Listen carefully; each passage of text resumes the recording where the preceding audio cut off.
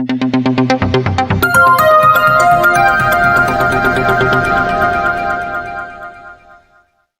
warahmatullahi wabarakatuh. Waalaikumsalam. Terima kasih Bapak Ibu telah datang dalam rangka diseminasi pemahaman dan penerapan pengalaman budaya positif yang akhir-akhir ini sudah kami jalankan. Kami Salisatri Waya Silvianti Walu Pendatang Indonesia yang Polri. Ya sama-sama saya hormati Bapak Ibu guru, karyawan, serta seluruh warga sekolah dan yang mewakili juga khususnya ada Bu Beri sebagai komite juga ya Bu ya. Terima kasih Bu Beri sudah datang. Jadi hari ini pertemuan kita adalah namanya itu diseminasi, artinya kita memberikan pemahaman kepada masyarakat sekolah untuk penerapan budaya positif dan kita membiasakan hal tersebut. Sebelumnya profil saya mungkin sudah bisa dilihat, betul Bu, saya dari SMA Negeri Surabaya, CGP Angkatan 11, Pesisir Selatan. Kita mulai saja Bapak Ibu. Jadi tujuan kegiatan kita hari ini adalah salah satu aksi nyata yang akan saya lakukan pada modul 1.4 pendidikan guru penggerak yang saya laksanakan pada hari ini, dan dilakukan untuk menyebarluaskan pemahaman dan pengalaman terkait penerapan budaya positif dan sekolah kepada kepala sekolah, kepada guru-guru, kepada karyawan, kepada komite sekolah Bu Beri, dan kemudian kepada perwakilan orang tua murid, tokoh masyarakat, dan semua yang berada di lingkungan sekolah ini. Nah, dengan kegiatan ini dapat memberikan pemahaman baru pada kita, membuka perspektif kita bersama semua warga sekolah untuk dapat bersama-sama dalam menciptakan budaya positif yang kita laksanakan secara bersama. Jadi tujuannya ini bersama ya Bapak Ibu. Nah, konsep inti dulu yang akan saya jelaskan. Jadi artinya saya ingin menularkan hal baik ini kepada Bapak Ibu. Jadi konsep inti budaya positif. Sebelumnya saya buka dengan ini Bapak Ibu. Semua hal yang terjadi dalam kehidupan kita sekarang itu sifatnya positif. Mulai dari hukum positif, psikologi positif, pendidikan positif, pokoknya semua yang positif. Asalkan jangan ibu-ibu aja yang positif. Ya, pokoknya semua positif. Artinya hal ini adalah hal baik ya Bapak Ibu ya. Nah, konsep inti dari budaya positif ini bisa Bapak Ibu lihat di slide kita.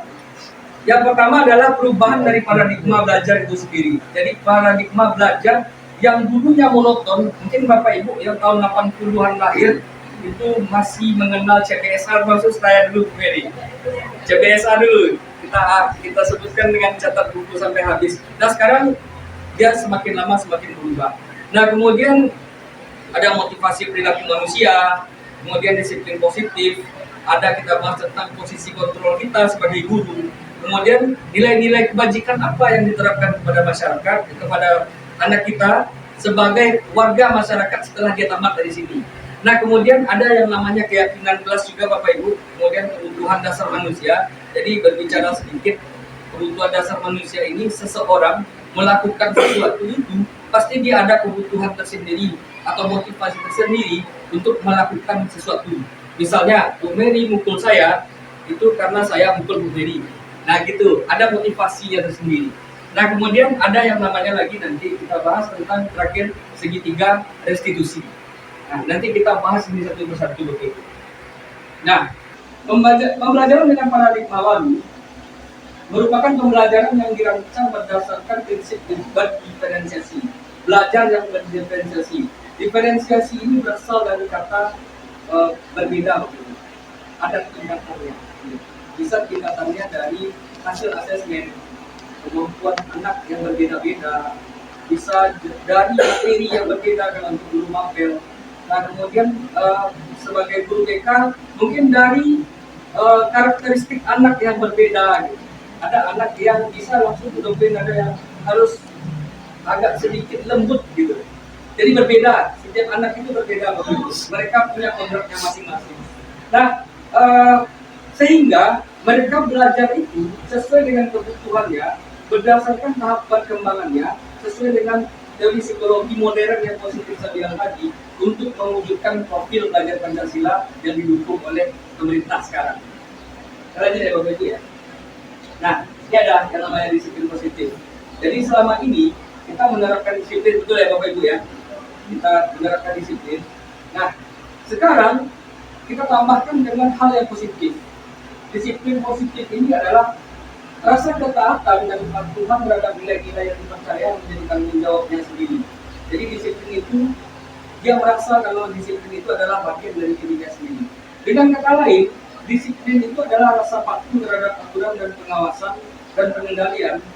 Dan disiplin itu adalah upaya memberikan suatu objek rasa nilai atau obsesi untuk menaati aturan. Itu yang disiplin biasa ya Bapak Ibu ya. Jadi kalau tidak melaksanakan ini, maka takut begini. Biasanya begitu ya Bapak Ibu ya. Nah, disiplin positif sendiri adalah merupakan salah satu cara penerapan disiplin yang bertujuan untuk menumbuhkan rasa kesadaran dan memberdayakan pengendara peserta didik tanpa imbalan, tanpa hukuman. Jadi kita bahas sedikit tentang imbalan nih Bapak Ibu atau reward. Jadi biasanya kalau biasa kita memberikan sebuah hadiah, ketika hadiah tidak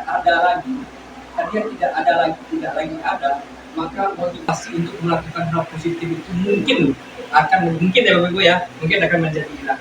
Atau hukuman, ketika hukuman itu tidak ada lagi di dunia, maka mungkin itu tidak akan lagi dikerjakan. Seperti kata klise, jika surga dan neraka tak pernah ada, ya kan?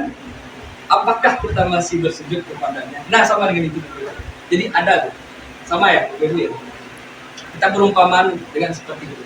Nah, kemudian disiplin positif ini sendiri, sebagai pendidik, tujuan kita adalah menciptakan peserta didik yang memiliki disiplin diri, sehingga mereka berperilaku mengacu pada nilai-nilai kebajikan atau nilai-nilai kebaikan yang mereka anut dari diri mereka sendiri, Bapak Ibu, yang berasal dari keluarga mereka, lingkungan mereka, apa yang mereka dapat dari kecil hingga mereka saat ini. Nah, kemudian nilai kebajikan secara universal itu dan memiliki motivasi intrinsik dalam perubahan perilaku ke arah yang lebih baik. Jadi setiap waktu itu Bapak Ibu, mereka tuh berubah. Kalau sekarang ngomongnya ke kita itu seperti berbicara dengan teman, besok dia berperilaku itu pakai alamat Bu, mohon izin Ibu. Nah, itu kata-kata izin itu Bu, itu udah sebuah perubahan gitu dari dalam dirinya dan mereka sadar akan itu. Nah, kemudian nilai-nilai kebajikan yang kita anut Bapak Ibu, yang kita sepakati bersama, lepas dari suku bangsa, agama, bahasa maupun latar belakang budaya. Salah satunya itu yang digaungkan oleh pemerintah sekarang adalah profil pelajar Pancasila. Jadi item-itemnya adalah beriman dan bertakwa. Mungkin Bapak Ibu sudah pernah dengar sebelumnya. Beriman dan bertakwa pada Tuhan Yang Maha Esa dan berakhlak mulia. Kemudian mandiri, kreatif, bernalar kritis, dan berkebinekaan global. Nah, jadi itu adalah bagian dari profil pelajar Pancasila yang digaungkan selama 2 tahun ini ya Bu Fiza ya, 2 tahun ini. Itu kita semua dulu pasti sudah hafal dengan itu. Nah, kemudian ada keterampilan hidup atau life skill. Jadi skill ketika mereka tamat dari sekolah ini memang sangat penting. Nah, dapat dipercaya di karakternya Bapak Ibu ya. Rendah hati, menghargai orang lain, menjadi pendengar yang baik atau empati, kemudian memberikan yang terbaik pada dirinya sendiri dan tidak merendahkan orang lain. Nah, hal yang ini dulunya kita sebut dengan pendidikan karakter nih Bapak Ibu. Nah, sekarang sudah terangkum semuanya dan ini adalah bagian dari nilai-nilai kebajikan yang kita anut dan kita tuju untuk anak-anak didik kita. Kita lanjut Bapak Ibu. Nah, kita lanjutkan dengan kebutuhan dasar manusia yang saya singgung sedikit tadi. Kebutuhan dasar manusia adalah segala sesuatu yang kita lakukan untuk mendapatkan apa yang kita inginkan. Jadi kita melakukan sesuatu itu Bapak Ibu ada motivasi tersendiri ketika kita melakukan hal tersebut. Jadi seluruh tindakan yang kita lakukan memiliki tujuan tertentu. Dengan semua usaha terbaik yang dilakukan adalah dalam rangka kebutuhan dasar kita itu terpenuhi dulu. Kita lapar, ada nih sebagai contoh biasanya aja Bu, saya lapar maka saya makan. Nah, ketika tidak ada aturan, makanan orang pun saya ambil. Nah, begitu kira-kira Bapak Ibu. Itu bagian dari kebutuhan survival atau kebutuhan bertahan hidup. Mari kita ulas sedikit. Nah, ini dia. Kebutuhan bertahan hidup, makanan, pakaian, tempat tinggal, keamanan, dan kesehatan. Jadi seperti saya contohkan tadi, kebutuhan bertahan hidup ini atau survival ini Bapak Ibu, itu kebutuhan yang berasal dari insting manusia karena lapar. Kebutuhan makanan ya Bapak Ibu ya. Ketika saya lapar, saya akan makan. ketika saya tidak punya nilai-nilai tersebut Bapak Ibu, maka ketika saya lapar, saya ambil makanan minang. Bisa dengan cara paksa, bisa dengan saya minta, bisa dengan cara yang lain. Yang penting ketika saya lapar, saya ambil aja. Nah, inilah yang perlu diterapkan menjadi sebuah nilai Bapak Ibu. Nah, kemudian kebutuhan dasar manusia yang kedua adalah kasih sayang atau rasa diterima. Jadi kasih sayang, rasa cinta, diterima, dipedulikan, berbagi, kerjasama, menjadi bagian dalam kelompok itu adalah bagian kehidupan. Kalau di teori kebutuhan Maslow itu kebutuhan tertinggi manusia itu pengakuan. Nah, jadi ini adalah bagian dari motivasi seseorang melakukan sesuatu. Beli jam mau mewah para artis itu Bapak Ibu hanya untuk diakui ya itu Bapak Ibu. Ini bagian dari kebutuhan akan diakui. Nah, begitu kira-kira Bapak Ibu. Nah, kemudian kesenangan, bermain, humor, antusiasme, tertawa, hiburan, jajan, ini semua kita sudah tahu ya dulu Bapak Ibu ya. Nah, kemudian kebebasan, mandiri, memiliki pilihan, mencoba hal-hal yang baru, kemudian mampu mengendalikan dirinya sendiri, menuju arah terserah dia mau mana, itu bagian dari kebebasan. Orang nanti gunung mendapatkan sebuah kebebasan karena tidak ada yang melarang, gitu kan? Karena di gunung itu ya kalau dia tidak mengarahkan dirinya sendiri, maka dia akan sesat. Itu kira-kira begitu. Kemudian ada penguasaan, kebutuhan akan kekuasaan Bapak Ibu, untuk menguasai orang lain, menguasai lingkungan, dan menguasai semua yang ada. Jadi itu bagian dari motivasi itu Bapak Ibu. Seseorang melakukan sesuatu.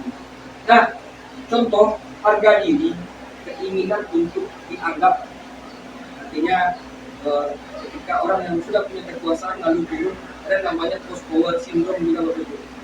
Itu secara mental dia biasa mempunyai kekuasaan, jadi kebutuhannya itu adalah kekuasaan. Nah, kemudian berprestasi untuk diakui, kemudian keinginan untuk didengar, itu bagian dari penguasaan. Kita lanjut. Nah, ini adalah bagian dari motivasi seseorang berperilaku. Pertama, untuk menghindari ketidaknyamanan atau hukuman. Saya tidak mau terlambat karena takut dihukum oleh pihak sekolah. Akhirnya saya tidak datang ke sekolah. Kemudian yang kedua, untuk mendapatkan imbalan atau harga diri dari orang lain berupa pujian, berupa reward, berupa hadiah, berupa bintang, berupa macam-macam. Yang penting itu bagian adalah reward atau hadiah. Itu saya bisa melakukan sesuatu itu berdasarkan hadiah itu. Ketika hadiah tidak lagi ada, maka saya akan melakukannya. Mari kita jawab sendiri-sendiri dulu Bapak. Tapi ini adalah bagian dari motivasi seseorang untuk berperilaku. Nah, kemudian yang ketiga, untuk menjadi orang yang mereka inginkan dan menghargai diri sendiri dengan nilai-nilai yang mereka percaya.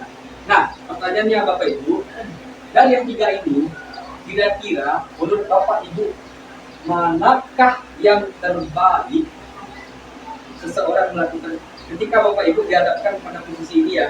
Tiga. Satu, menghindari hukuman. Yang kedua, mendapatkan imbalan. Yang ketiga, memang dari diri sendiri karena kita punya keyakinan untuk nilai-nilai. Silakan diberikan pendapat Bapak Ibu. Nomor satu, nomor dua, atau nomor tiga? Nomor tiga, oke. Terima kasih. Terima kasih Bapak Ibu. Oke, saya sepakat dengan Bapak Ibu karena memang ini adalah bagaimana cara kita menghargai diri kita sendiri. Kita lanjut ya Bapak Ibu ya. Itu adalah bagian dari motivasi ekstrinsik. Nah, motivasi perilaku manusia ada yang namanya hukuman, konsekuensi, dan restitusi. Hukuman, mungkin kita tahu, itu banyak terjadi sekeliling kita zaman dahulu. Hukuman. Jadi, ciri-cirinya adalah pertama tidak terencana dan tiba-tiba. Jadi ketika saya terlambat, maka saya disuruh keliling lapangan basket supaya saya capek, gitu. Nah, kemudian murid tidak tahu apa yang terjadi atau tidak dilibatkan. Artinya, hukuman ini adalah sesuatu hal yang dibuat secara sepihak. Seperti saya contohkan tadi. Nah, kemudian bersifat satu arah, artinya si penghukum akan mengarahkan pada ke yang dihukum. Lari, berarti yang lari itu ya yang dihukum gitu ya. Nah, kemudian berupa hukuman fisik, itu lebih banyak begitu. Nah, kemudian yang kedua, ada konsekuensi. Terencana disepakati sesuai peraturan, murid tetap tidak dibuat nyaman, sikap guru selalu memonitor murid. Nah, Konsekuensi ini seperti aturan yang mungkin sejak lama ada. Jadi jika tidak melakukan ini maka. Jadi ada jika, ada maka. Jika begini maka begitu. Nah, itu ciri khas dari konsekuensi. Nah, kemudian yang ketiga ada restitusi. Proses menciptakan murid, kondisinya murid ini untuk memperbaiki kesalahan dari dirinya sendiri dengan pola pikirnya sendiri dan diucapkan dengan dirinya sendiri, dilakukannya oleh dirinya sendiri. Nah, prosesnya itu kolaboratif yang mengajarkan murid untuk mencari solusinya sendiri. Bisa dilakukan dengan pertanyaan terbuka yang bisa kita lakukan, kita pertanyakan kepada mereka, kira-kira dia mau menjadi orang seperti apa. Jika mereka ingin baik, maka dia akan lakukan hal yang baik. Itu kira-kira Bapak Ibu. Contohnya. Nah, dari yang ketiga ini Bapak Ibu, pertanyaannya kembali. Dari yang ketiga ini, manakah menurut Bapak Ibu yang terbaik? Nomor 1, nomor 2, nomor 3. Restitusi. Oke, tepuk tangan untuk Bapak Ibu. Saya setuju dengan yang Bapak Ibu sampaikan. Nah, kita lanjut. Ada 5 posisi kontrol guru Bapak Ibu. Yang pertama, sebagai pemberi hukuman yang seperti kita contohkan tadi. Yang kedua, sebagai pemberi rasa bersalah. Yang ketiga, sebagai teman. Yang keempat, sebagai pemantau. Yang kelima, sebagai manajer. Mari kita ulas nanti Bapak Ibu, manakah di antara yang 5 ini yang paling ideal? Kita simpan dulu pertanyaan itu ya Bapak Ibu ya. Kita ulas satu persatu. Nah, saya kasih penjelasan sedikit Bapak Ibu tentang memberi hukuman ini. Tadi kita sudah bahas memberi hukuman, berarti kita memberikan hukuman secara pihak pada anak. Pemberi rasa bersalah, kita beri contoh misalnya, ayolah bantu ibu, kamu tidak kasihan dengan ibu, atau kamu tidak kasihan dengan bapak. Nah kemudian sebagai teman, ayolah kita lakukanlah, kita tos dulu lah, ya kan? Ayolah pergilah ke piket, besok jangan ulangi lagi ya, begitu kira-kira kata-katanya. Nah sebagai pemantau, ini biasanya sebagai pemantau ini tetap ada konsekuensi di dalamnya. Nah sebagai manajer, itulah yang dilakukan seperti yang saya sampaikan tadi di pertama, ada restitusi di dalamnya. Nah sebagai manajer kita biasanya begitu. Nanti kita ulas lebih detail ya Bapak Ibu ya. Nah ini adalah contoh penerapan 5 posisi kontrol dulu. Kita mulai dari kasus anak terlambat yang banyak terjadi di sekolah kita nih Bapak Ibu ya. Nah, pertama, berdiri di depan kelas selama jam pelajaran berlangsung adalah posisi penghukum. Kata-kata ini yang keluar. Yang kedua, kan sudah sering kali ibu bilang, tapi selalu membuat ibu kecewa atau bapak kecewa. Membuat rasa bersalah. Nah, 5 penerapan posisi kontrol masih yang tadi. Sebagai teman, ayolah ikuti aturan sekolah. Bantu ibu ya, untuk kali ini tidak apa-apa. Besok jangan ulangi lagi ya. Silakanlah pergi ke piket. Atau masuk saja. Nah gitu sebagai teman. Nah sebagai pemantau, kamu sudah melanggar aturan dong, melanggar aturan sekolah loh. Kamu tahu kan apa konsekuensinya kan? Sekarang letakkan tas kamu dan minta sudah diizinkan sebagai teman. Nah ini yang sebagai manajer. Contoh kasusnya adalah, apakah kamu tahu apa kesalahanmu sekarang? Tahu Pak? Jawabannya. Sekarang coba pikirkan bagaimana cara kamu memperbaiki kesalahan itu. Jadi lahir dari dirinya Bapak Ibu. Dia mikir, weh kemarin saya telat tidur loh, karena saya telat tidur makanya saya telat bangun. Jadi besok saya tidurnya lebih cepat, kasih simpan aja HP-nya. Jadi jam 10 saya nggak tidur lagi. Jadi membangkitkan untuk berpikir. Sulit Bapak Ibu, ternyata memang sulit, tapi ketika dimulai dan dibiasakan sepertinya bisa. Dan saya yakin sekali itu bisa.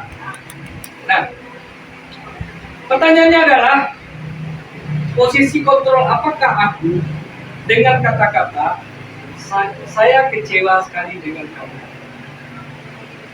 Memberi rasa bersalah. Terima kasih Mbak Bunda. Yang kedua, kamu tidak pernah mengikuti aturannya sebagai pemantau. Oke, terima kasih Bapak Ibu. Kira-kira apa yang akan kamu lakukan untuk memperbaiki kesalahan kamu itu sebagai manajer? Terima kasih Bapak Ibu. Ayolah, lakukan demi Bapak. Bantu Bapak ya.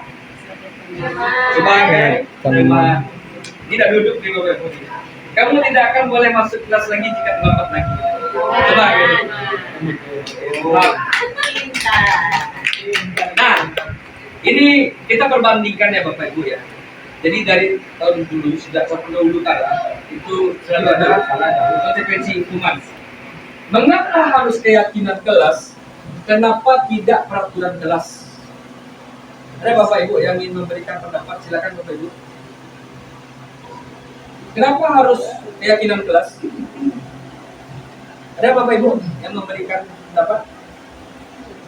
Silakan Bapak Ibu. Ini, ya silakan.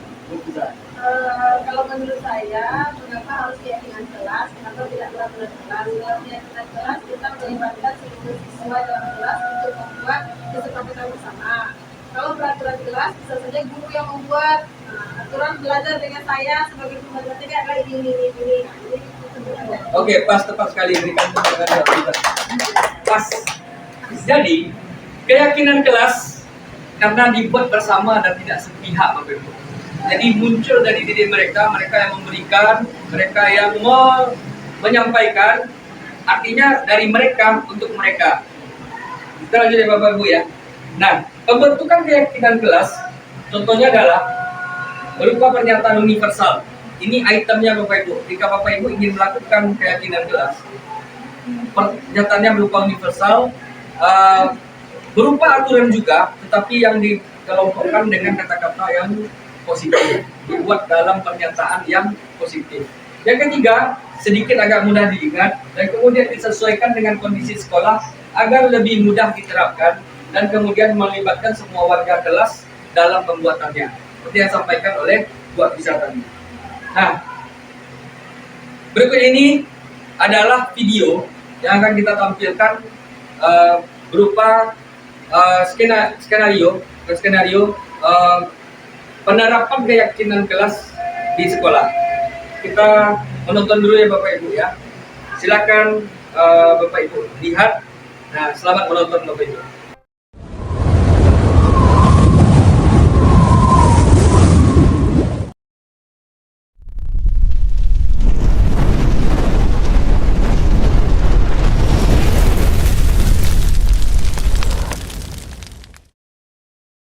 Assalamualaikum warahmatullahi wabarakatuh. Waalaikumsalam. Baik Anda. Jadi pada hari ini Bapak masuk ke dalam lokal ini untuk mensosialisasikan yang namanya budaya positif. Jadi budaya positif ini adalah sesuatu yang kita terapkan dengan cara positif di dalam dunia pendidikan. Nah, jadi semua hal sekarang sudah unsur positif, hukum positif, pendidikan positif, psikologi positif, kemudian banyak yang lain yang positif. Mungkin kalian semua rata-rata setuju dengan hal positif ya. Semua kita setuju dengan hal positif. Nah, jadi tema kita hari ini adalah budaya positif. Nah, salah satu dari budaya positif itu ada yang namanya keyakinan kelas. Nah, jadi keyakinan kelas ini Bapak kasih penjelasan sedikit tentang keyakinan kelas ini dan langkah-langkah yang akan kita buat nanti. Nah, keyakinan kelas ini adalah sebuah aturan yang mengharuskan diri kita untuk menjalankan keyakinan yang sudah kita munculkan lalu kita laksanakan bersama. Jadi basicnya itu seperti aturan, tapi dia bukan bagian dari aturan. Jadi dimunculkan oleh kalian sendiri, misalnya datang tepat waktu. Jadi kata-katanya itu tidak boleh terlambat, tidak boleh masuk di jam 5 jam atau kalau masuk berarti kalian datang tepat waktu. Nah, konsepnya keyakinan kelas ini datang dari diri kalian sendiri. Kalian bisa memunculkan nanti sebuah aturan yang biasa dilaksanakan di sekolah manapun. Lalu kalian munculkan, nanti kita sortir. Kalian akan tuliskan aturan itu di sini nanti. Bapak kasih contohnya nanti kata-katanya. Kemudian kita positifkan bahasanya, positifkan nanti maksud Bapak. Jadi yang dipositifkan ini adalah kalimat-kalimat yang tidak ada kata jangannya. Gitu. Nah itu nanti. Jadi untuk pertama kali kalian boleh munculkan bahasa kata-kata sesuai seperti aturan yang ingin kalian munculkan terlebih dahulu. Contoh misalnya dilarang menyela saat seseorang menyampaikan pendapat. Nah itu. Nah bawa sortir. Kalian boleh menuliskannya di nanti posisi kita akan tempelkan di sini. Oke? Ada yang ingin bertanya dengan ini? Bapak kasih langkah pertama. Langkah pertama adalah kalian munculkan sebuah aturan yang biasa ya, aturan yang biasa. Contohnya yang mengatur lokal ini, contoh misalnya dilarang keluar masuk. Nanti Anda tetap berada di dalam ini. Boleh disampaikan, boleh. Jadi apapun yang terpikirkan oleh Anda boleh disampaikan di sini. Nanti kita sortir, kita sepakati sebagai keyakinan kelas kita. Oke ya? Contoh juga, pakai contoh juga dulu. Oke, Gio. Oke, tidak terlambat masuk ke dalam kelas. Oke, apa kata-kata lainnya? Ada yang ingin menyampaikan? Sa?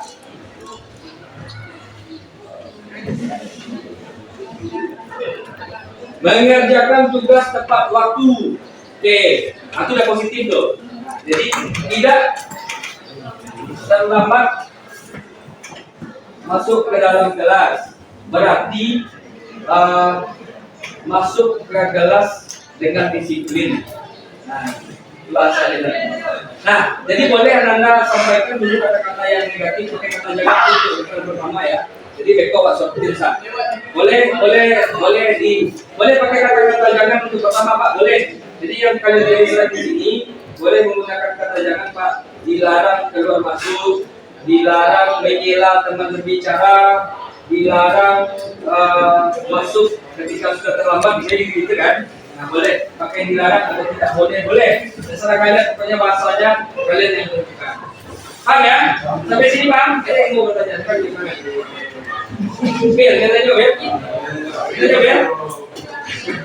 Oke, Bapak bagikan sticky note-nya. Nanti kita tuliskan di depan. Oke, Bapak bagikan.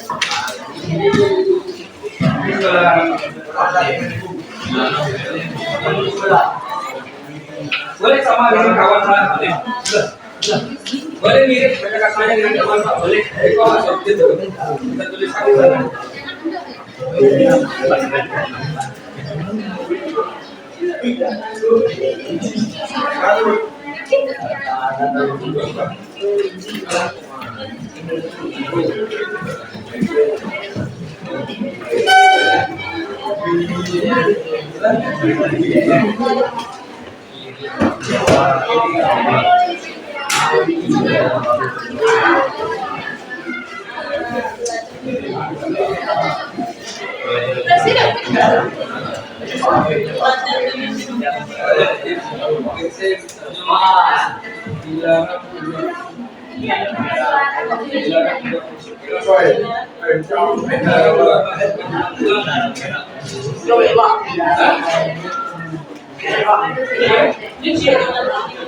Masing-masing kalian boleh.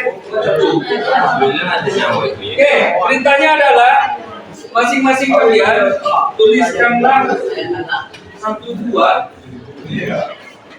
yang menurut kalian itu adalah sebuah aturan yang boleh kalian terapkan untuk diri kalian sendiri, boleh kalian tuliskan untuk orang lain. Ya, jadi misalnya kalian dilarang keluar masuk kelas, boleh Pak, boleh. Dilarang mengganggu teman, boleh Pak, boleh. Pokoknya apa ya? Apa? Dilarang membeli, boleh. Boleh. Boleh kan? Pak, ini kata-katanya akhir sampai dia berkoar.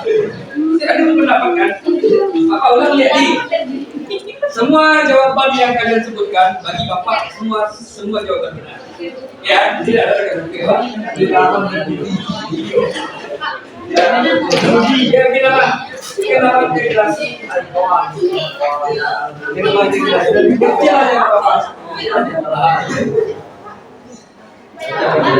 Ya, di belakang boleh, di depannya boleh. Nah, pokoknya itu bebas. Kertas itu adalah milik kalian. Kalian mau bebas. Satu, satu orang. Oke.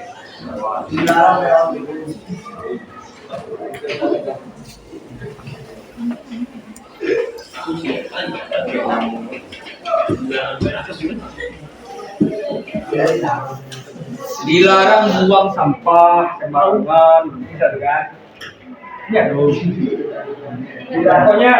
Pokoknya boleh bebas, bebas kalian boleh. Hah? Oke. Tempel di sini. Tempel di sini.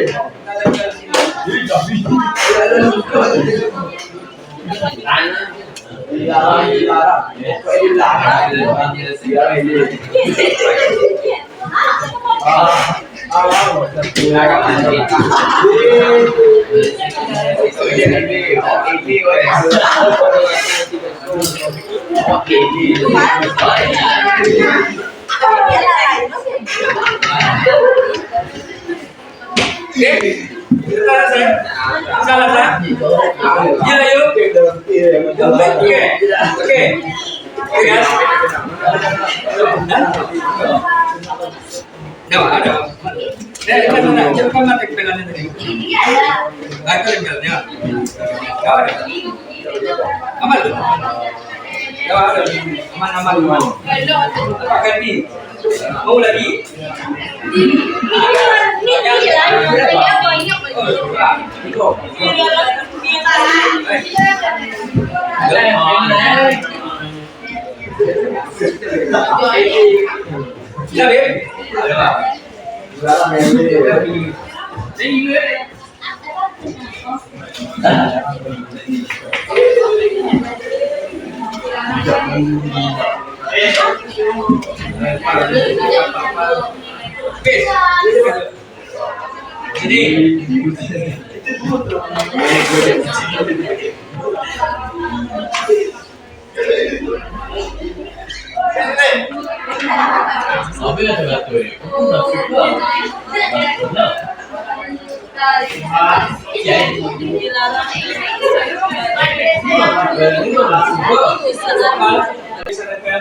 Silakan ditempel. Jadi kan,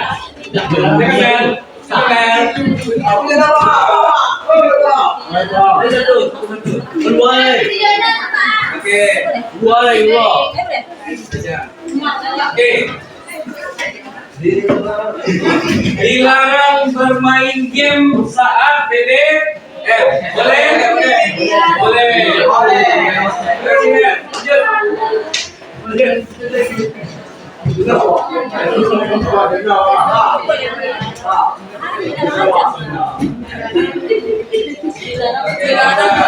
Tidak pilih teman dalam bergaul. Oke. Lanjut.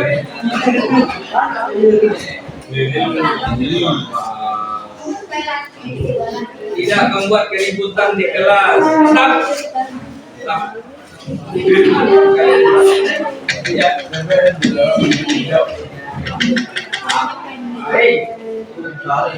Dilarang memakai aksesoris apapun yang jadi jamanan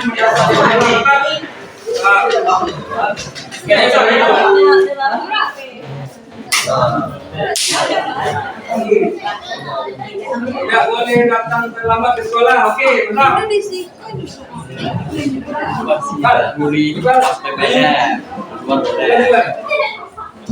Sudah langsung ya?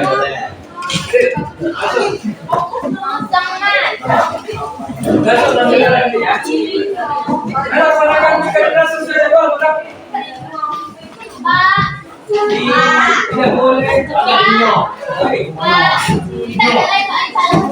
Tidak boleh menopang para guru.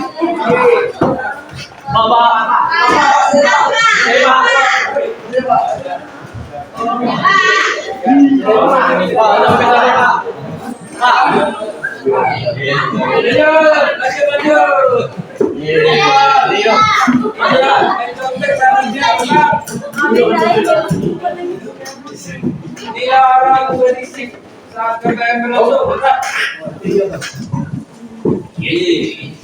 Tetap dengan di kelas mereka ada yang masuk.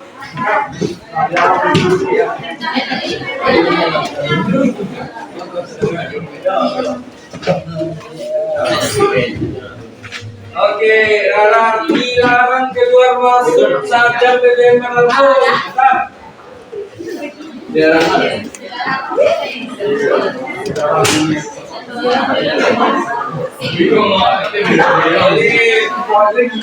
Dilarang berbicara sebelum menjalankan.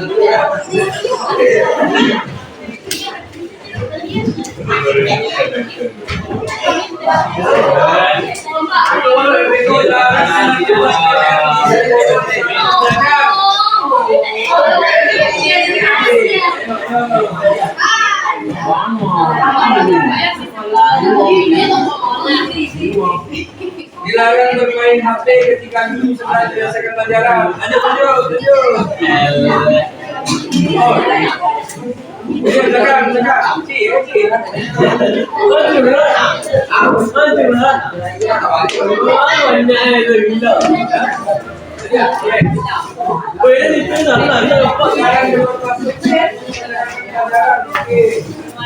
Tidak berbeda-beda dilarang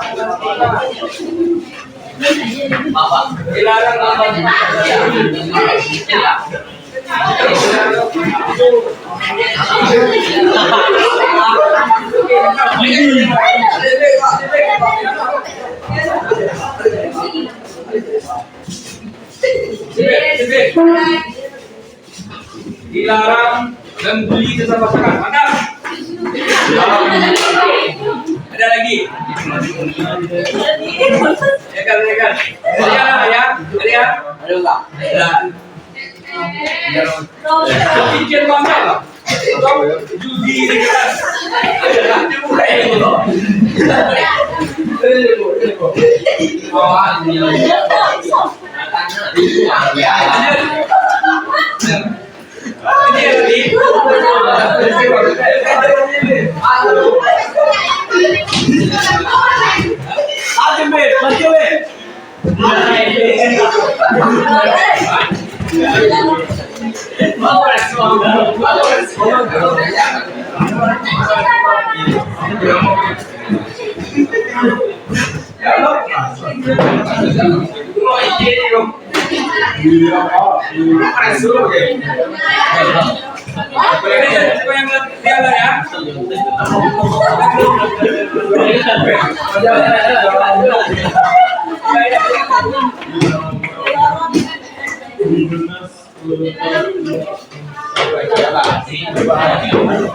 Dilarang menyuntik.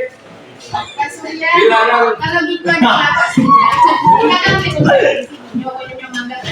Aturan yang sudah kalian munculkan. Oke, siapa yang biasa menuliskan di tempat keluar? Itu Pak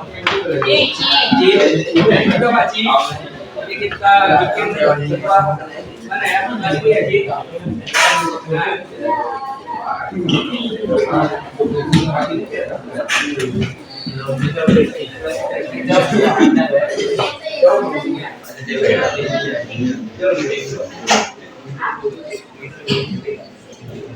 Oke, keyakinan kelas pertama. Dilarang membantah guru, dilarang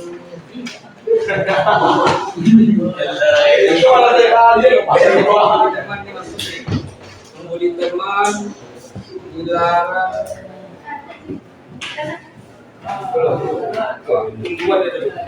Jadi teknisnya adalah ketika aturan ini sudah ada, semua aturan yang sudah kalian munculkan ini kita gabungkan dengan kata-kata yang sama. Misalnya dilarang membuli teman, tidak dilarang menyuntik,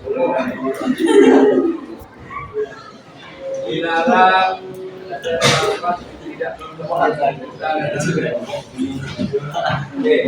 tidak membeda-bedakan teman sekitar. Oke, kita rangkum ya.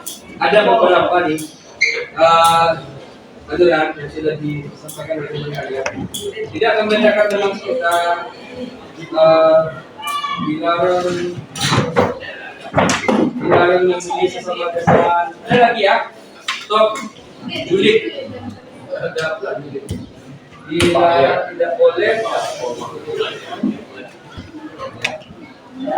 Oke. Kesimpulannya adalah saling menghargai. Saling menghargai. Saling menghargai. Oke, fix ya. Fix. Stop. Oke. Ini sabar. Bully dia. Bully.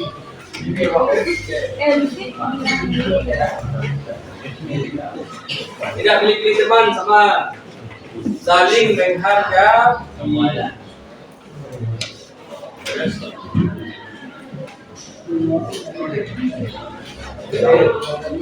Apa tadi yang dapat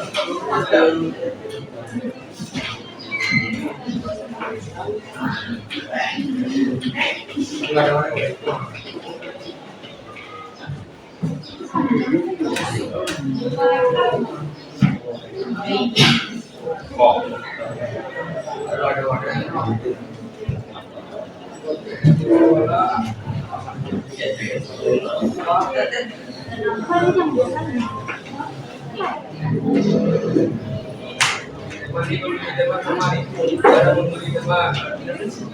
Oke. Membeli teman sama.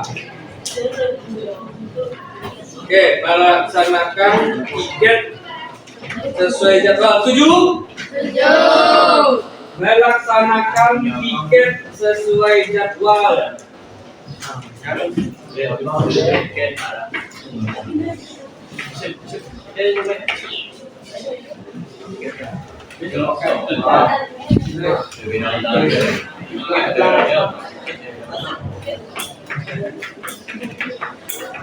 Oke, tidak boleh datang terlambat.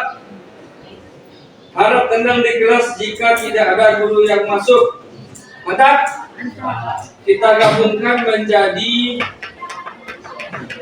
datang tepat waktu. Nomor 1 itu sih, ini paling mantap. Berarti 1 di atas. Datang tepat waktu. Datang tepat waktu. Datang tepat waktu apa masuk kelas tepat waktu? Disiplin. Saya juga disiplin. Disiplin.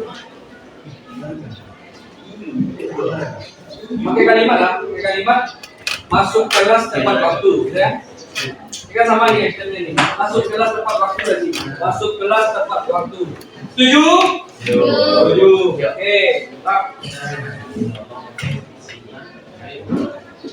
Dilarang mendongkol ketika dimarahi guru. Dilarang mengganggu kata guru.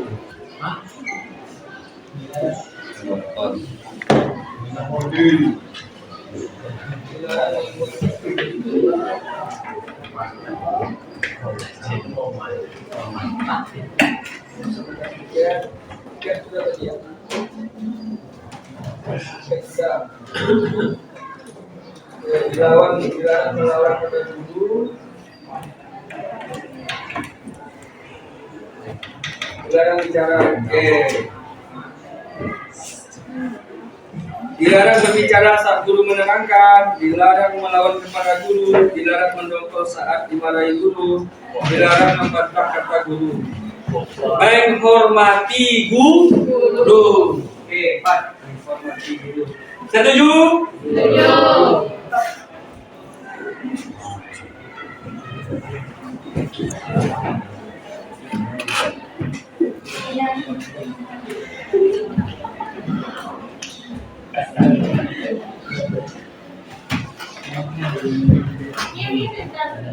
Tadi satu lagi ya, keluar masuk saat guru sedang menerangkan pelajaran, menghargai. Oke.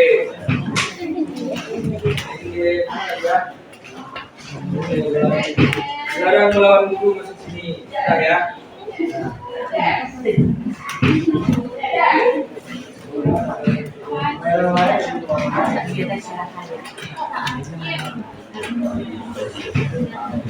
Dilarang bermain game saat PPM. Dilarang merokok di perkarangan sekolah. Dilarang bermain ludo.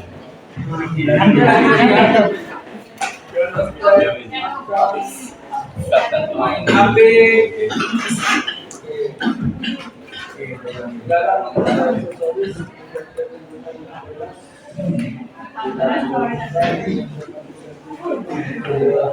Dilarang bermain game saat PPM.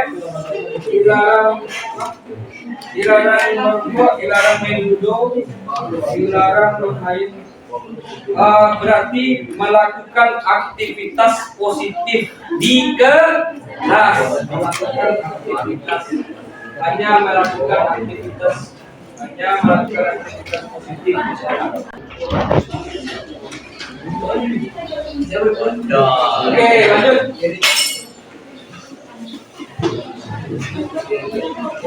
Keluar masuk, disiplin tadi ya. Dilarang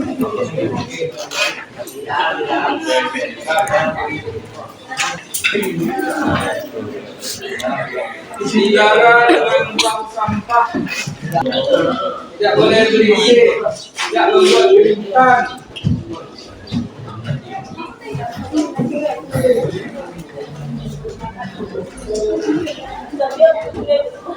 Oke, dilarang buang sampah dalam kelas, tidak berisik saat guru menjelaskan pelajaran, dilarang berisik saat event berlangsung, tidak membuat keributan di kelas, menjaga kebersihan dan kenyamanan belajar. Setuju? Mantap.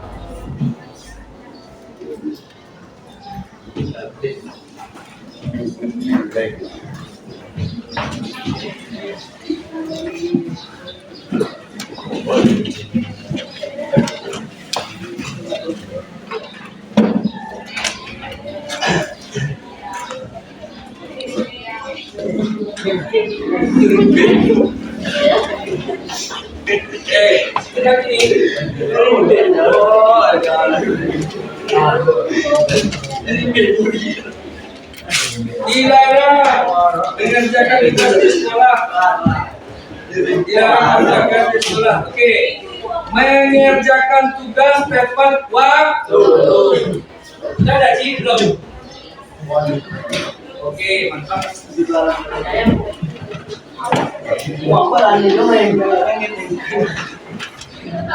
Hidup sudah menjaga ketertiban tadi ya.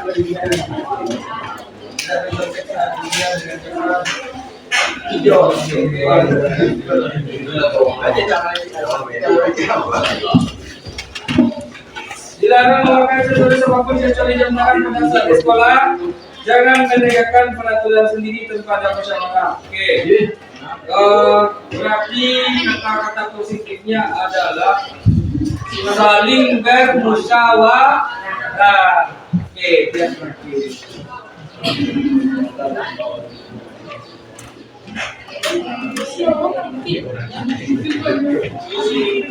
Oke, mari kita review. Kalian habis jam 1:30 ya? Bersama. Kasih ya, Cik. Oke. Jadi, ini adalah bagian dari keyakinan kelas, aturan yang sudah kalian buat. Makanya, sudah kalian tentang sendiri, berasal dari diri kalian sendiri, dan ingin kita jalankan sendiri. Nah, yang awalnya kata-katanya menggunakan kata tidak boleh atau dilarang, sekarang kata-katanya kita rangkum dari berbagai pendapat dari yang tadi semua ini. Ya, kita jadikan sebuah keyakinan kelas dengan kata-kata yang positif. Kira-kira menurut kalian dari 8 item keyakinan kelas ini, mana kira-kira yang belum bisa diterima? Kasih tahu. Ya, boleh kalian kasih tahu ke Bapak. Ini Pak terlalu berat Pak. Setuju kenapa dia? Berat bagi ini. Satu orang ini. Yang lain setuju? Yang lain setuju? Yang lain setuju? Setuju. Oke, ini bukan tugas rumah aja, tugas sekolah juga. Ini kan untuk dilakukan. Jadi ada guru tugas, kan langsung kerjakan itu ya. Kan sama setuju ya? Setuju. Oke, mari kita review. Masuk kelas tepat waktu, setuju? Setuju. Cocok ya? Saling menghargai, setuju. Oke, melaksanakan piket menurut jadwal. Setuju. Ini untuk kebersihan kalian ya. Menghormati guru. Setuju, pasti ya. Hanya melakukan aktivitas positif di sekolah. Setuju. Menjaga kebersihan kelas dan kenyamanan kelas. Setuju. Oke. Mengerjakan tugas tepat waktu. Saling bermusyawarah. Setuju? Oke, berikan tepuk tangan untuk kalian. Oke, jadi hal ini nanti akan kalian sepakati bersama. Keyakinan kelas ini nanti akan kalian laksanakan. Apa akan bicarakan ini dengan wali kelas kalian? Ini adalah bagian dari kesepakatan kelas yang sudah kalian buat dan kalian sepakati bersama. Berat? Berat ya? Kita katanya positif ya. Dan ini insya Allah bisa dikerjakan kan? Saya? Oke, berikan tepuk tangan untuk kalian semua. Ada lagi bang? Ini baju bang? Apa nih? Sesuatu tidak ada.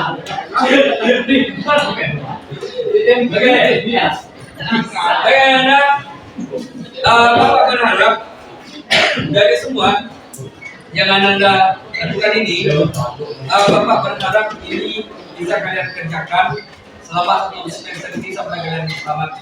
Jadi, bisa kalau seandainya ada kesempatan, keyakinan kelas ini mungkin akan kami sosialisasikan.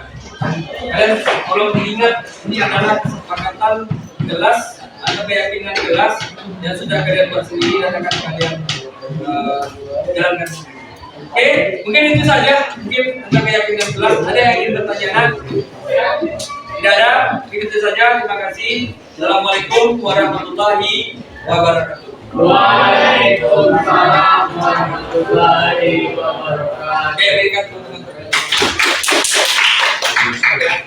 Walaupun ini, baru kami.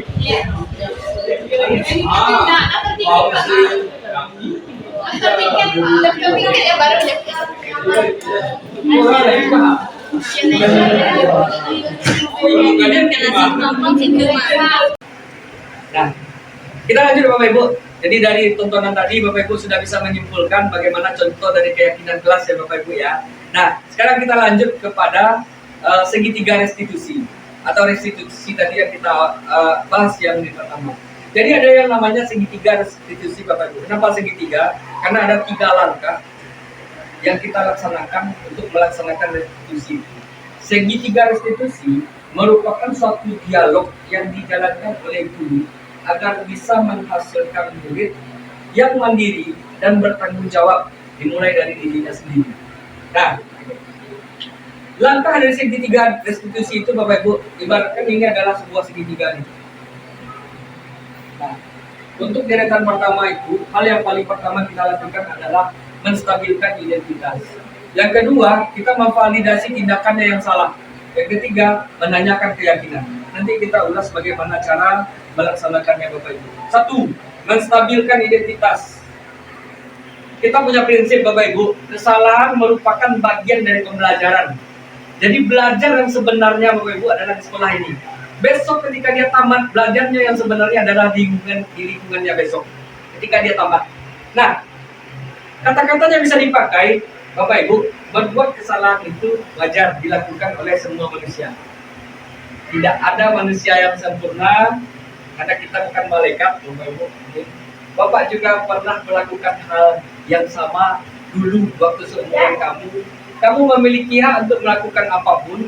Sekarang kita tidak mencari siapa salah, siapa benar, tapi kita mencari solusi dari permasalahan ini. Kata-kata yang terpampang di sana Bapak Ibu, boleh Bapak Ibu pakai, boleh digunakan. Itu langkah pertama Bapak Ibu, menstabilkan identitas. Itu langkah pertama. Langkah kedua, memvalidasi tindakan yang salah, agar mereka sadar dengan apa yang mereka lakukan. Yang mereka lakukan itu adalah salah atau hal yang benar. Jadi dari situ mereka bisa tahu, oh saya salah ternyata, oh ini yang benarnya gitu. Jadi setelah kita lakukan, kita validasi perilaku yang salah. Setiap perilaku berupaya memenuhi kebutuhan tertentu. Saya kasih contoh Bapak Ibu kata-katanya.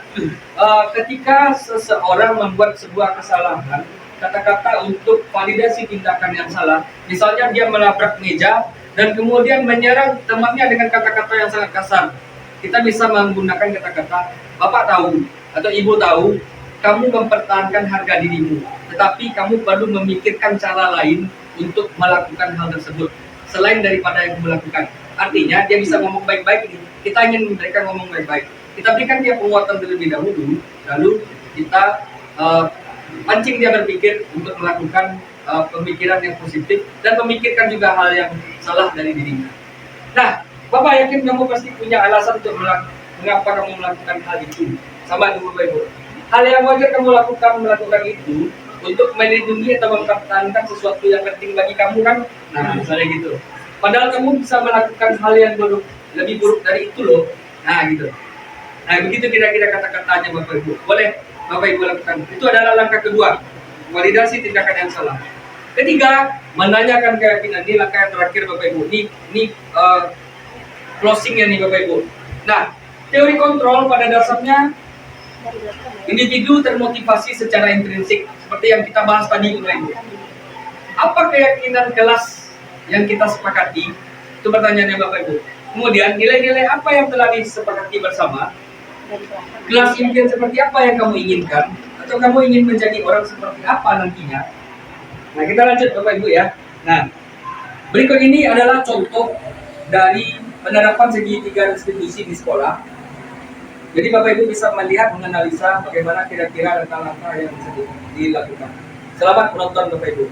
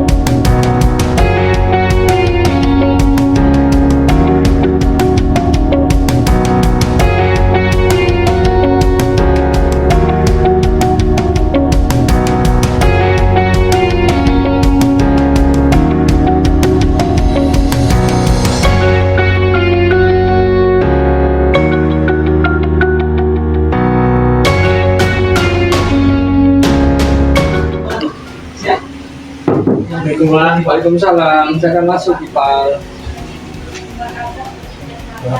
Ya, saya akan duduk. Ya, baik Pak. Tahu Ipal kenapa Bapak panggil di sini? Karena tadi Ipal kan terlambat Pak. Jadi Ipal terlambat. Biasanya kan tidak pernah terlambat nih. Jadi apakah hari ini saja Ipal terlambat? Enggak Pak, jadi ini Ipal sedang terlambat Pak. Oke, kenapa?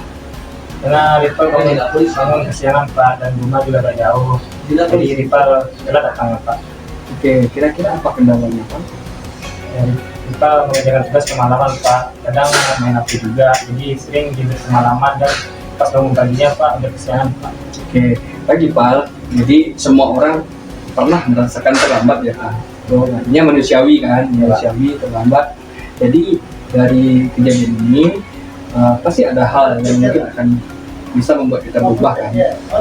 Jadi apa yang Ipal lakukan sebenarnya sudah betul, mengerjakan tugas seperti itu kan bagian dari tanggung jawab ya Pak. Nah, cuman hanya saja waktunya mungkin bisa Ipal carikan dengan waktu yang lain nanti.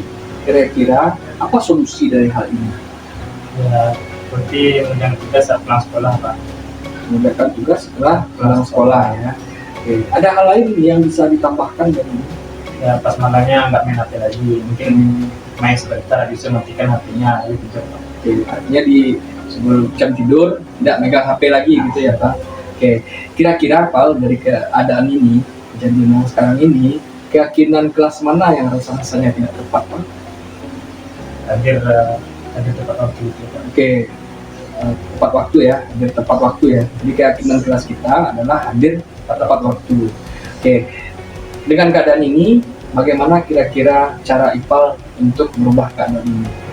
Coba bisa dijabarkan. Ya, kalau guru memberikan tugas, harusnya pas pulang sekolah itu dikerjakan Pak. Supaya nanti pas malamnya kan nggak terganggu aktivitasnya Pak. Jadi kalau main HP, setidaknya secukupnya gitu Pak. Supaya nggak terganggu jam tidurnya gitu Pak. Supaya misalnya main HP itu sampai jam 8 atau jam 9 malam, itu jam 9-nya tidur, supaya pas paginya nggak siang gitu Pak. Oke, nanti juga berangkat lebih cepat karena rumah jauh ya, kita tak tahu kendala ini. Oke Pal, mungkin sudah bisa disimpulkan ya, katanya kalau bisa pergi lebih cepat, bangun lebih cepat, waktu tidurnya lebih cepat. Nah, terima kasih Pal sudah datang. Jadi komitmen kita, apa yang sudah kita diskusikan hari ini, kerjakan ya Pal ya. Mungkin itu saja Pal. Silakan masuk. Terima kasih sudah datang ya. Terima kasih Pak. Ya, Pal.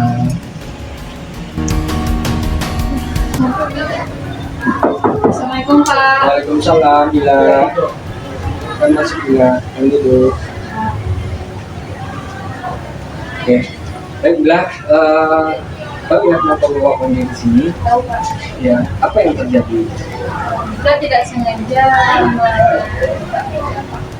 Eh, jadi Bapak dengar dari pendengar kalau bukan di kelas, betul ya? Nah, kira-kira apa yang terjadi waktu itu? Bisa ceritakan? pada saat itu pada jam istirahat kebetulan mendengar bahwa di kelas ini melakukan kata-kata yang tidak enak didengar gitu Pak. Jadi karena itu amarahullah Alhamdulillah langsung melakukan itu. Oke, jadi waktu itu terjadi perseteruan. Iya Pak. Nah, pada saat itu didengar oleh orang lain, Iya Pak. ada yang dengar yang lain. Dengar sama itu, kira-kira bagaimana perasaan Ila? Bila pada saat itu demi mempertahankan harga diri, maka dia memarahi kelas. Jadi Ila, apa yang Ila lakukan untuk mempertahankan harga diri ini sudah benar. Semua orang pernah melakukan kesalahan lah. Pernah melakukan kesalahan, kan kita manusia biasa nih. Nah, lalu dari kejadian itu, kira-kira apa yang memotivasi Gila mengeluarkan amarah Gila itu pada saat kejadian itu? Harusnya sebagai pelaku mereka menghargai Mempertahankan harga diri Gila ya, karena sebagai kakak kelas ya. Jadi lah, semua orang pasti ingin mempertahankan harga diri ya. Jadi termasuk Gila tadi melakukan mempertahankan harga diri Gila. Itu sudah benar.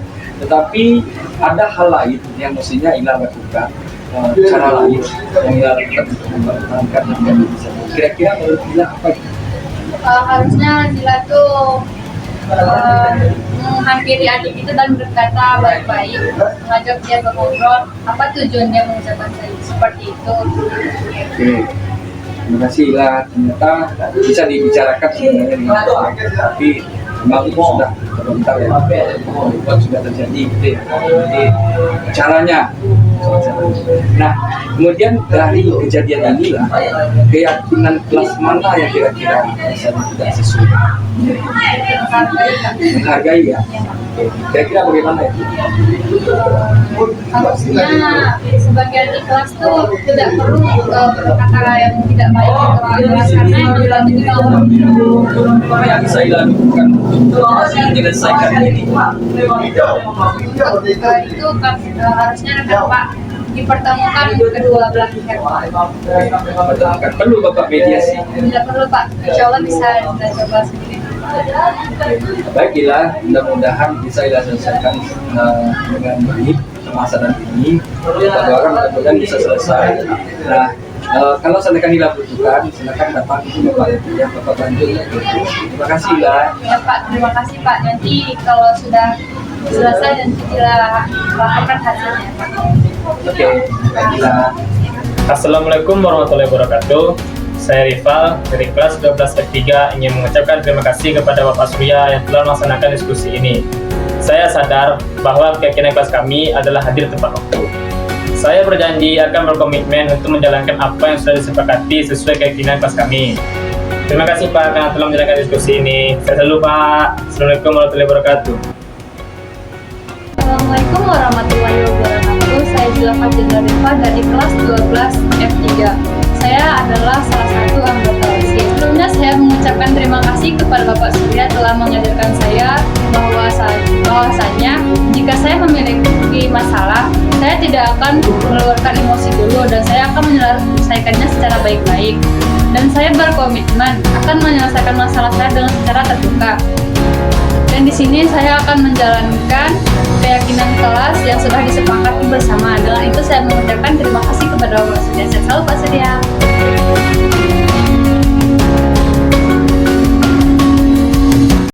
Oke, baik Bapak Ibu.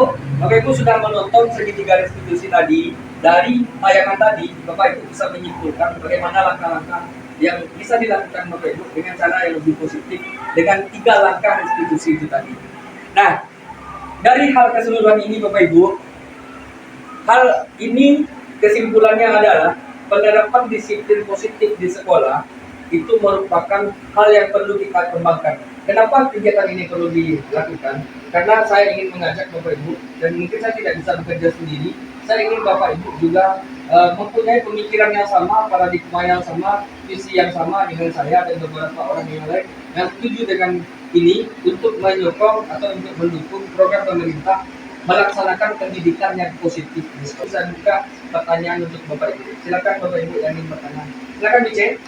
Baik Pak, terima kasih untuk pertama untuk penjelasan dari Pak Surya terkait budaya positif tadi sangat menarik ya, karena tadi ada beberapa contoh yang memang contohnya memang real terjadi di lapangan seperti kita ketahui.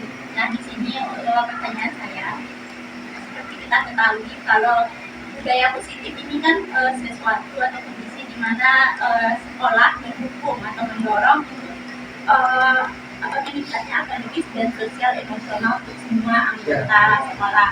Nah di sini untuk Pak Surya sendiri bagaimana atau langkah apa yang sudah Pak Surya siapkan untuk menerapkan budaya positif di sekolah? Oke, terima kasih Bice. Saya berikan tepuk tangan Bice. Kalian luar biasa sekali. Langkah yang sudah saya lakukan, yang pertama Bapak Ibu tentu izin dulu dengan kepala sekolah. Karena kepala dari manajerial kita adalah kepala sekolah. Jadi kemarin saya sudah melaksanakan untuk bentuk aksi nyata saya di disiplin positif ini. Saya sudah menemui kepala sekolah dan menyampaikan kepada kepala sekolah hal yang sama dengan yang saya sampaikan kepada Bapak Ibu, dan itu disambut baik oleh kepala sekolah. Itu yang pertama. Kemudian yang kedua, kemarin saya sudah juga berkomunikasi dengan rekan-rekan sejawat, beberapa dari komunitas kami, khususnya ini Bapak Ibu yang di ruang kita, di guru kita, karena kami memang selalu diskusi berkelanjutan untuk membicarakan hal ini sejalan dengan layanan BK yang kami lakukan. Kemudian yang ketiga, ada hal yang penting akan dan sedang dikerjakan komunitas kecil untuk memulai budaya positif dengan komunikasi positif dulu Bapak Ibu. Komunikasi positif, jadi mulai dari komunikasi dulu baru kita laksanakan yang terakhir. Berangsur-angsur memang BC, karena memang ada hal yang mungkin berbeda prinsip Bapak Ibu. Kita tidak bisa juga untuk masuk langsung, karena ini adalah bagian dari keseimbangan juga Bapak Ibu. Nah, ketika sudah terbiasa dengan hal ini, maka hal ini mungkin akan diterapkan. Nah, jadi kita semua nih Bapak Ibu juga senang dengan semua hal yang positif. Semua hal yang positif kita pasti terima. Rata-rata orang karena memang batin seseorang itu lahiriahnya memang positif. Ini tuh jawaban saya. Terima kasih Pak Surya. Berarti saat ini selama pendidikan sudah ada tahap-tahap yang sudah Pak Surya persiapkan untuk penerapannya.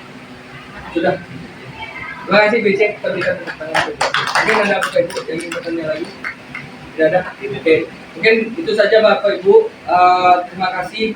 Mohon maaf atas segala kekurangan dan penjelasan saya mungkin kurang berkenan atau bahasa saya mungkin agak sedikit belepotan. Saya mohon maaf. Terima kasih. Wabillahi taufiq wal hidayah. Assalamualaikum warahmatullahi wabarakatuh. Waalaikumsalam.